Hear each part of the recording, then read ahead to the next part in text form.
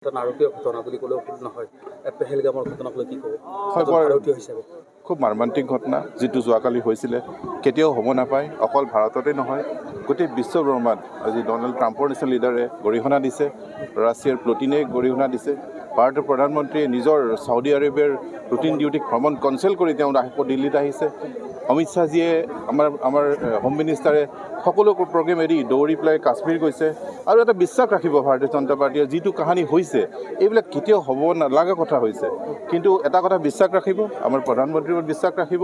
ইয়াৰ আমি প্ৰত্যুত্তৰ দিমেই, আৰু এনেকুৱাকৈ দিম যাতে ইয়াৰ পিছত আৰু কেতিয়াও এনেকুৱা সাহস কৰিব নোৱাৰে। আমাৰ প্ৰধানমন্ত্ৰীৰ ওপৰত আমাৰ বিশ্বাস আছে, আমাৰ মাননীয় মুখ্যমন্ত্ৰীৰ ওপৰত আমাৰ বিশ্বাস আছে। প্ৰতিজন ভাৰতীয় জাগি উঠিছে আজি। হয়, প্ৰতিজন ভাৰতীয় জাগি উঠিছে। সকলোৰে এটা মনোভাৱ যে আমি আমাৰ দেশখনক যথেষ্ট ভাল পাওঁ, গতিকে ইয়াতে নাগৰিকৰ কাৰণে কোনো হিন্দু মুছলিমৰ কথা নাথাকে। কিন্তু এনেকুৱা এটা যিটো পৰিস্থিতি হৈছে, এই পৰিস্থিতি কেতিয়াও হ'ব নাপায়। যেতিয়া আপোনাৰ নাগৰিকক হিন্দু মুছলিমত ভেদ-ভাদ কৰি যেতিয়া মৃত্যুৰ মুখত পেলাই দিয়া হৈছে, এইবিলাক কেতিয়াও হ'ব নলগা কথা হৈছে, আৰু ইয়াক আমি ঘৃণনীয় কৰিছোঁ, আমি নিন্দা কৰিছোঁ। এনেকুৱা যাতে কেতিয়াও নহয়, আপুনি বিশ্বাস ৰাখক। প্ৰধানমন্ত্ৰী ডাঙৰীয়াই কিবা এটা ষ্টেপ ল'ব, আমি তাকে ৰখি আছোঁ, আৰু বিশ্বব্ৰহ্মাই আমাক ছাপোৰ্ট কৰিছে।